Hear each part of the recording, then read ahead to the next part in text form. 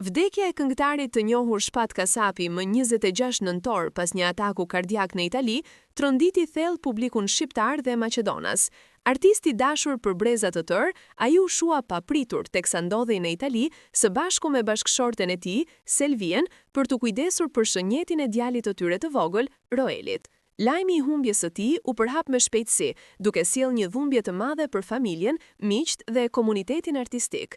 Ditët që pasuan ishin të mbushura me ankth për familjen, pasi duhej të kryeshin të gjitha procedurat ligjore për kthimin e trupit në vendlindje. U deshën disa ditë që trupi i Shpatit të mbërrinte në Tetov dhe më 30 nëntor u organizua ceremonia mortore. Të afërm, miq dhe qindra qytetar u mblodhen për t'i dhënë lamtumirën e fundit një artisti që la gjurmë të pashlyeshme në muzikën shqiptare.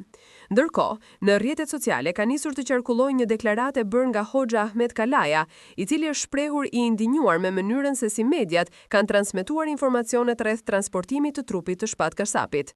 Sipas tij, mediat nuk e kanë treguar të plotë të vërtetën, duke lënë në hije personin që është marrë realisht me procedurat dhe shpenzimet.